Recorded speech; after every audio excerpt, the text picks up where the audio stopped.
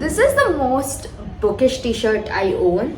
It says, sometimes it's just time to start a new chapter and be excited for what's next.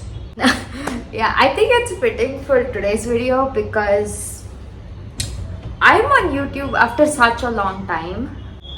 What do I say? I haven't been on YouTube since like March.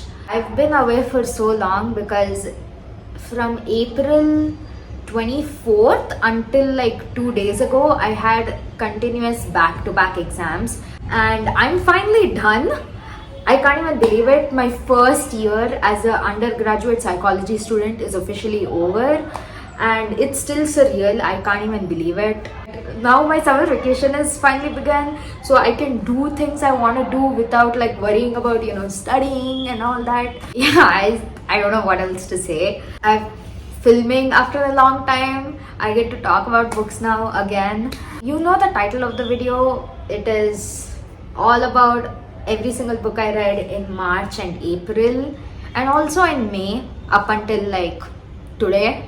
In March, the last video that I posted was books to read for Pisces, like the zodiac sign. You can check it out. I'll put the link up. That video does include some books I read in the month of March, but not all of it. So I thought I would make a video now to talk about every single book I've read in March as well as in April, because I didn't do an April reading wrap up as well. I also don't remember what books I read. Like the whole past 30 days or whatever has just been a blur. In March, if you watched my previous video, you know that I talked about wanting to read a couple of books in the romantasy genre. I started off March by reading The Cruel Prince. Wait, let me get the books because I have the books. Here are the books. I have the entire Folk of the Air trilogy or the Cruel Prince trilogy. And so I read the first book, which is The Cruel Prince. There's also a reading vlog of this on my channel that you can go check out. It's only for this book though, and you get to like hear all my thoughts on it. So I read this book and it was a good starter to the series. I didn't really think much of it because like usually the first book in a series like this is usually just like setting up the plot, introducing characters and whatnot.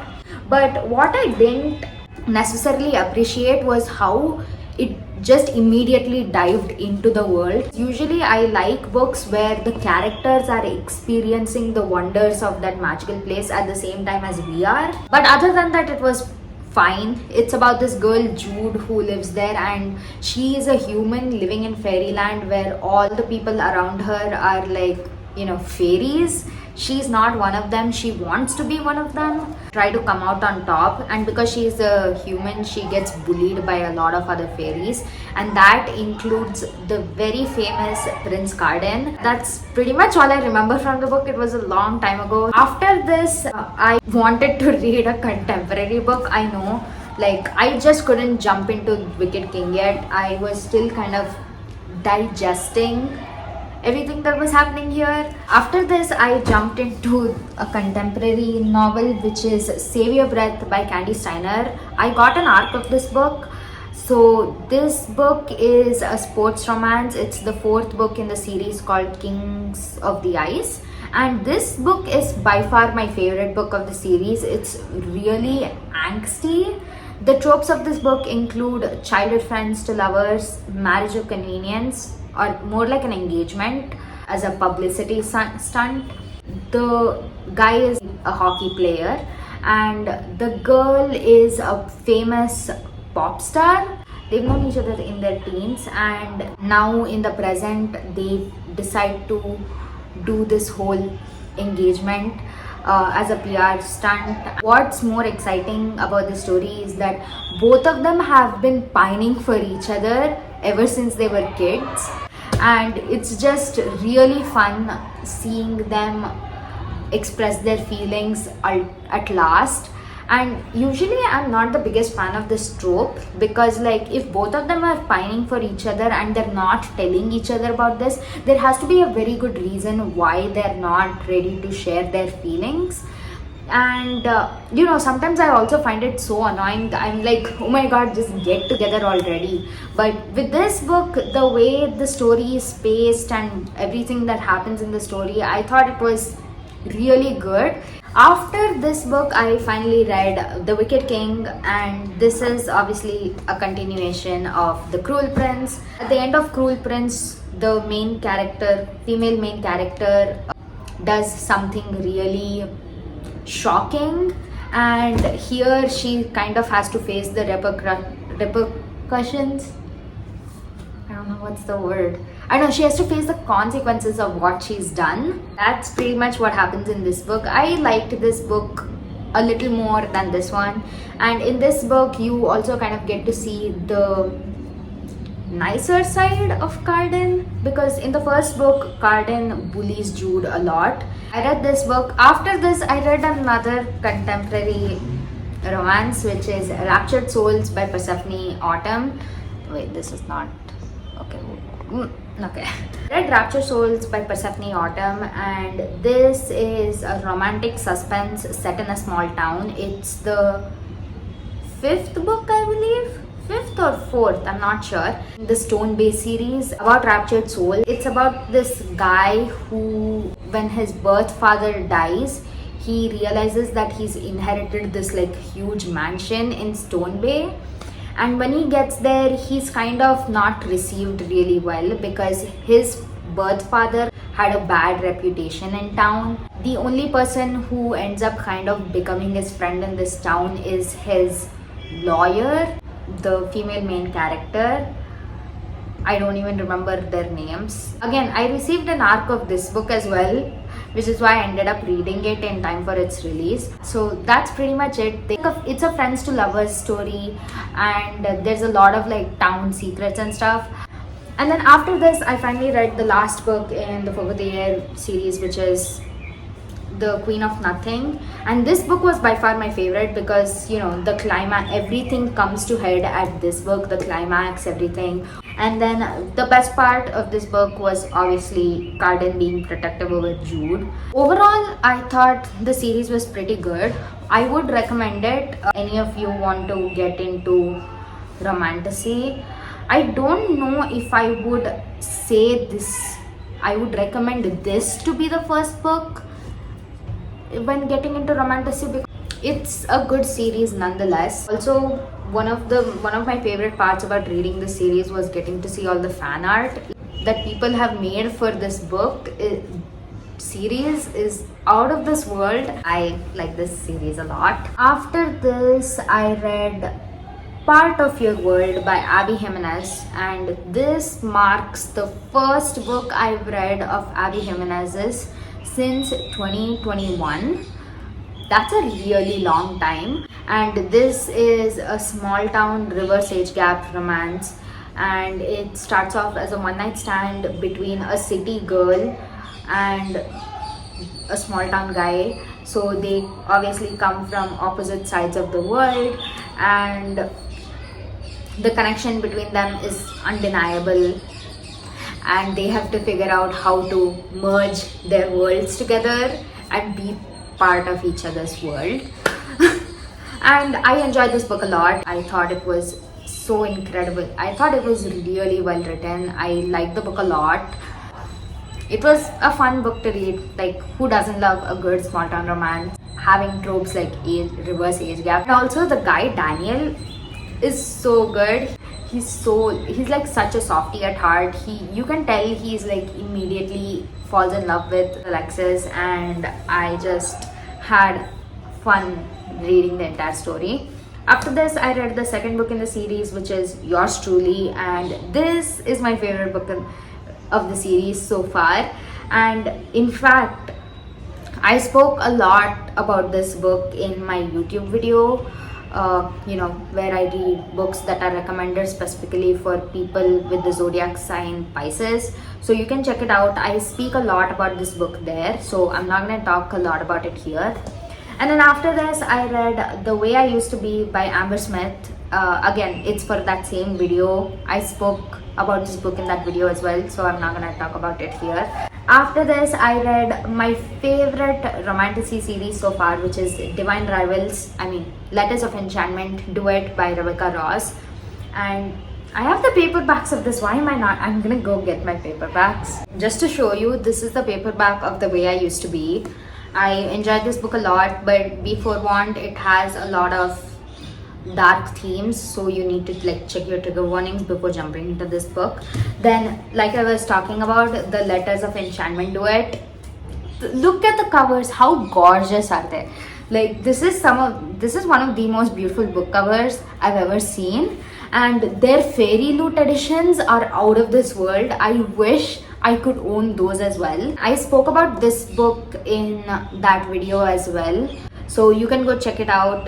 This is like my favorite romantasy so far.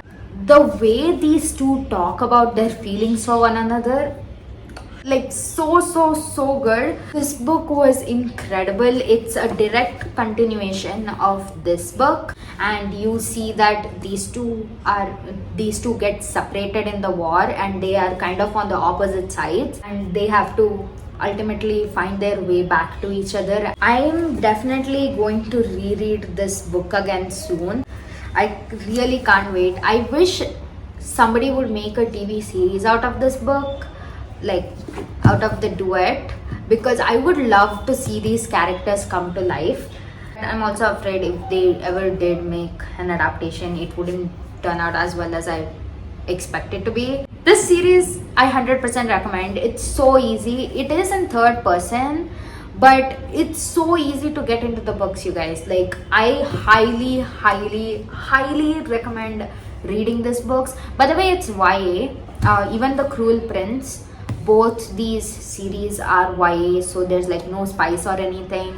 And in this series specifically, the world building is so easy to understand. It's not that difficult at all. And I remember when I finished this book, I was crying because I was upset that the series was over and that there was no more books about Iris and Roman. Those are the characters' names. That's the Letters of Enchantment Duet. I also don't have any other romantasy books on my TBR. If you guys have some really good ones you've read, comment them so that I can check them out as well. Let me know if you guys know like some shorter series, like maybe like 2 books like this. I would love to check them out. Ruthless Vows officially marks the end of all the books I read in March. The next couple of books I'm going to talk about are ones I read in April. Starting off with, I read Close Knit by Kelson Denise Stone, and this is a sports romance featuring football players and his next door neighbor who happens to be a knitting influencer. They have a one night stand and don't really expect to see each other again, but they coincidentally end up meeting in London, where they realize that they're next door neighbors, and it's a whole grumpy sunshine trope. This book was just a good time all around. There's a lot of talk about mental health, which was really nice. It added more depth to the book. It's like your standard sports romance. After this, I read the second book in that series, which is called On Guard. This is another sports romance, and it follows the guy's brother. Wait, I guess I should explain about the series a little. So Close Knit and On Guard are part of a series called The Hastings. The Hastings follows 6 siblings. Wait. The Hastings follows 6 siblings who are all professional sports players.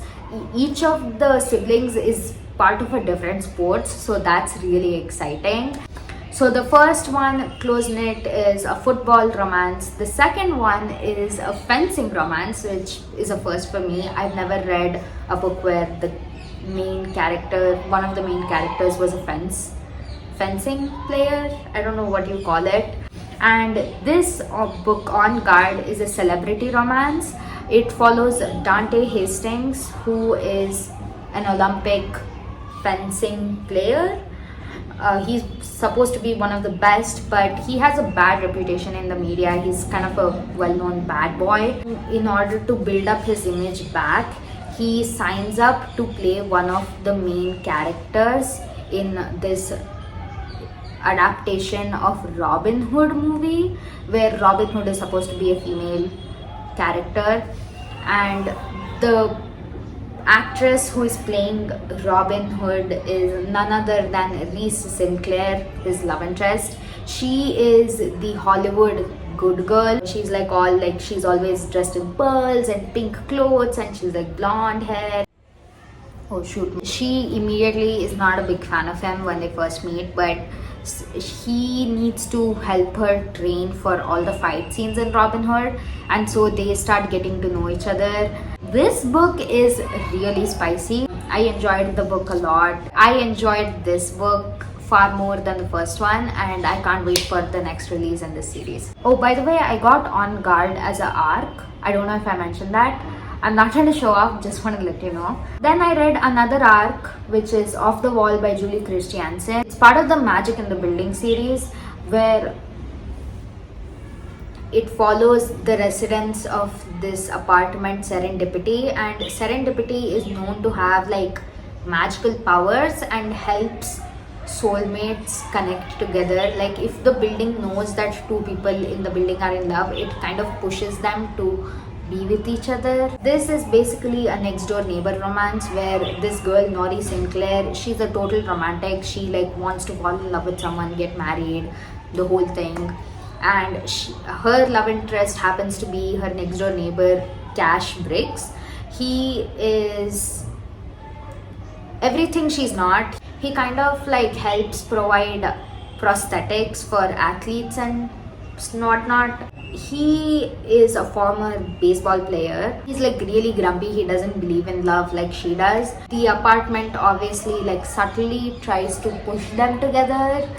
To make matters worse, Nori signs on a dating reality TV kind of show where the dating company pairs her up with like 10 different guys and shows that, you know, this dating app can like really match you with your soulmate, and they expect Nori to like end up falling for one of the guys, and there's a lot of jealousy involved. I really enjoyed the jealousy part of the book where he's like so jealous of all the guys she's going out with. Julie Christiansen like delivers. Her books are like watching a Hallmark movie. They're cheesy but not in a bad way, and they have the jokes, the laughter, the tension between the characters is immaculate. And also all her books are not closed door romances. They literally have zero spice. Like I said, it's like a Hallmark movie, so it's like a warm hug. I think you guys should read this one as well. After this, I read another arc, which is Wicked Love by Willow Astor, and this is an accidental pregnancy romance. It's a single dad romance. In fact, all the books in this series are single dad romances, which is why the series is called Single Dad Playbook. And it's a sports romance. He is a hockey player, and she happens to be this teacher of sorts, teaching at like this disabilities school or something. And his daughter and the female main character become really good friends, and that's how they meet. And she obviously has like feelings from him from the beginning. She thinks he's very handsome and all that. He also finds her to be attractive, but he's not really interested in relationships. But all that kind of fizzles away one night when they decide to sleep together, and she ends up becoming pregnant. It's a good book. I enjoyed it while I read it. It's fun. After this, I received another arc. I read a lot of arcs in April. I received the arc of one of the most anticipated books of this year, which is Prodigal Son by Sarah Kate. I was hoping to get this arc, and I was so happy when it landed in my Kindle. This book, The Prodigal Son, is the fourth book in the Good Brothers series, and The Prodigal Son is the final book in the series. It follows the youngest brother Isaac, who you don't meet in the rest of the books because he ran away from home when he was 17, and now he's a famous country singer under a false name, working under a false name, and he ends up falling in love with his hometown's preacher. I don't know, somebody who like does all the sermons or something in a church. I'm not Christian, I wouldn't know. And that preacher happens to be none other than Jensen Miles. And this love story is so angsty and so emotional, and you can see how much both these characters have been through in their life. Jensen has his own demons he's dealing with. Isaac, he ran away from home. He hasn't been in contact with his family for years now. And he's kind of coming to terms with the fact that he wants to like go home and see his family again. Obviously there's the love story between Jensen and Isaac. They can't really like reveal it to the press yet, and it was my favorite book in the series. I loved it so much. I think you guys should read the entire series. I loved pretty much all the books in the series except The Heartbreaker. I wasn't the biggest fan of that, and like I said, The Prodigal Son takes this top spot. I love this book so much. After this, I read another arc, which the author herself, like she reached out to me and asked if I wanted to receive an arc of the book. And obviously when I heard that the book has enemies to lovers, I was like, done, I'm in, just send it to me. So she did, she sent it, and that book is Bad Things Come in Threes, set in New York City, specifically the fashion world of New York City. Because the female main character is the CEO of a fashion company. She gets this like opportunity to become a judge for one of the fashion shows, and after which she is reached out by the main male character, is like a very famous journalist who makes like documentaries of influential people. And so he asks if he can make a documentary out of her business and her life. So that's how their love story begins. I like the story a lot. 1, because it's enemies to lovers. 2, there is forced proximity involved. 3, the guy reads romance novels, you guys. Like, he reads romance novels. He knows the plot of the book The Love Quotient by Helen Huang. What more could you want from a book? It has no spice. So yeah, if you don't like spice in your books, you can read this one. It's really good. I enjoyed it a lot. After this, I reread a book for the first time this year. I didn't really think I was going to reread a book until summer, like until my holidays now, but I impulsively decided to reread a book because I received the second book in the series as an arc. So I wanted to reread the first one to acquaint myself with all the characters, and that is because the arc that I received is none other than Destructively Mine by Krista Beccarici. This is the second book in the Webs We Weave series.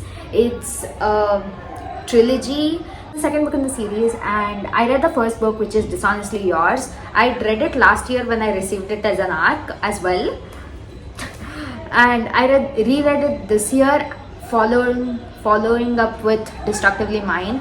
And if you follow me on Instagram, if you're not, you should definitely follow me on Instagram.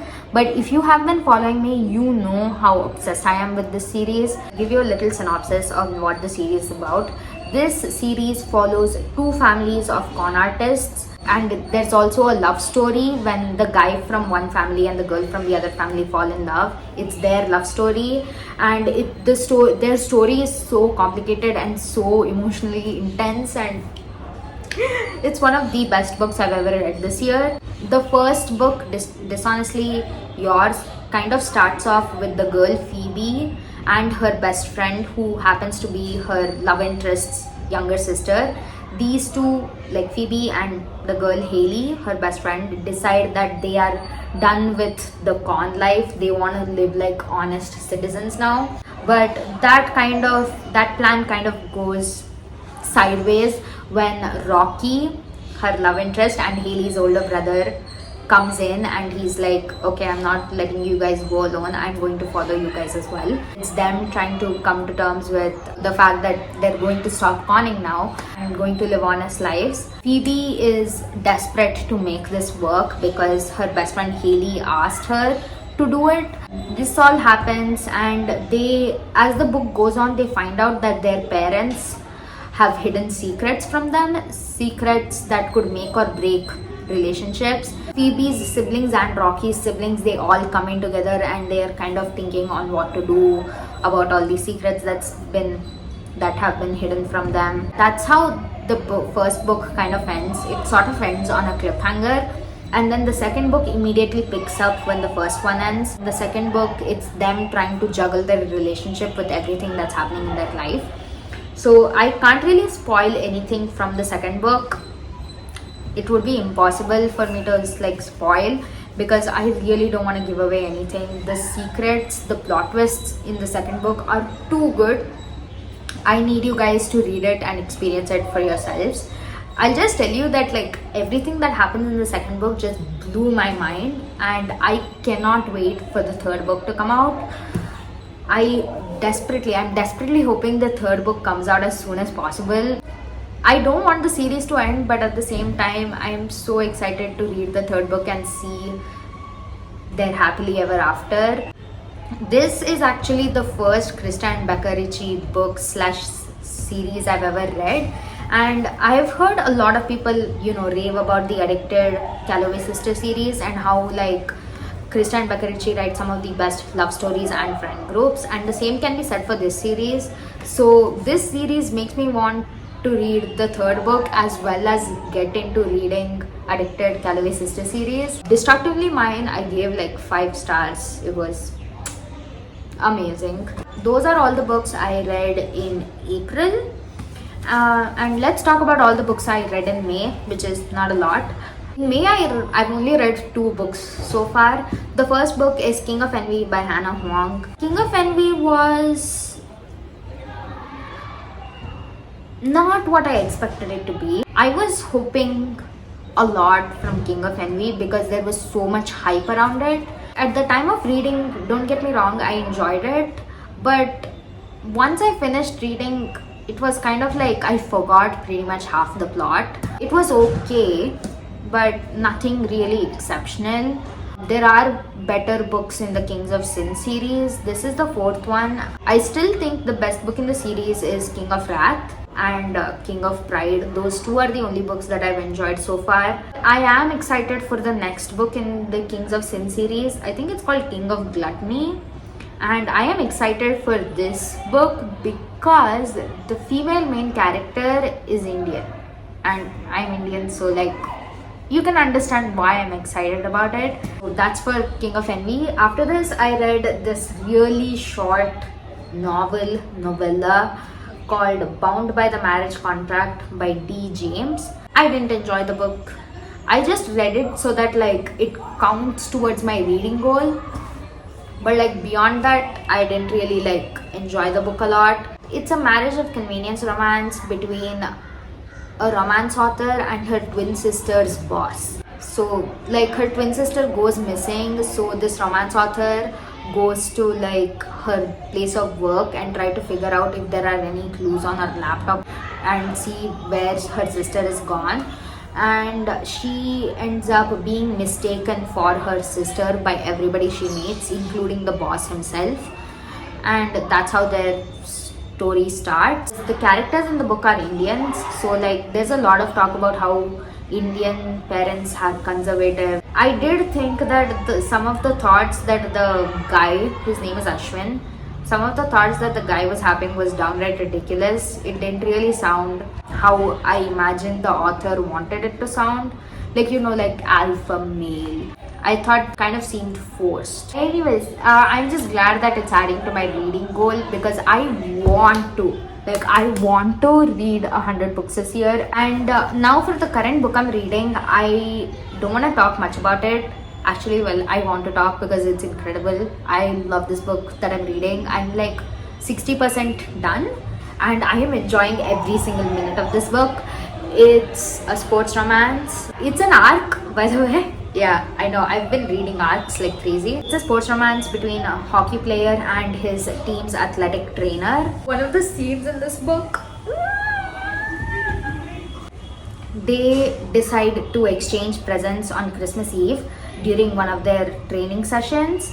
He gives her a gift, which is a book on business building, and he gifts her this book because he remembers this one time long ago when they were at a restaurant, she mentioned how she wanted to open her own Pilates studio. He remembered that and bought her a book that can help her figure out how to open her own business. That's so sweet, right? And if that wasn't enough, the trainer, she gifts him two gifts. First, it's a framed photo of the guy's life list or his like bucket list, because at that same restaurant conversation he mentions about things he wants to do in his life before he dies, because recently he would have just had an accident where he loses half of his right leg, and so now he has to wear a prosthetic leg and his life is like completely changed, obviously. So he mentions about things he wants to do in his life before he dies, like go on a roller coaster, go to a fair and all that. And she writes down all these things on a napkin at the restaurant, and what she does is she saves that napkin, like months old napkin with like ketchup stains on it, and she saves it and frames it in this really nice glass frame and gifts it to him. And that's not even the best part. The best part is her next gift, which is a custom made pair of skates for him, because he has a prosthetic leg now and his right prosthetic foot is smaller than his left foot, so he needs like two different sizes of footwear.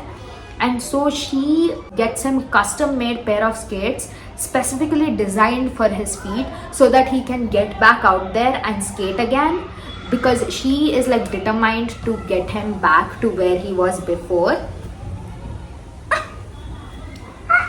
If that is not the sweetest thing ever, it's so good. I'm telling you guys, it's like amazing.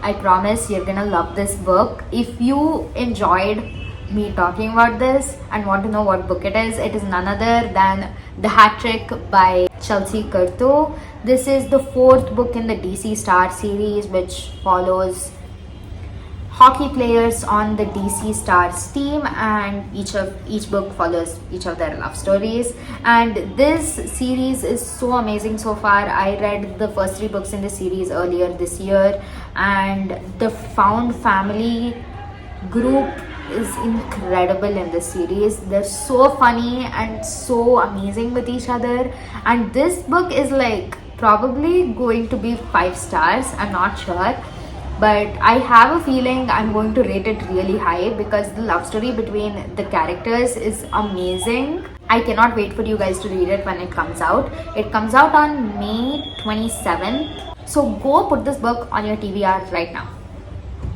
Trust me, you're going to want to read this book. As also, if you haven't read the previous books in the series, go read those books right now in time for the next book to come out. Those are all the books I've read so far since my last updated reading wrap up. I know that there are still a couple of more, there's still a week left for May to end, and I'm probably going to read a few more books by then. And if you want to know what books I read, follow me on Instagram or Goodreads or Fable. I always update on there whatever books I'm reading. That's it for the video. Thank you guys so much for watching the video. I can't wait to see you guys in my next one really soon. Bye.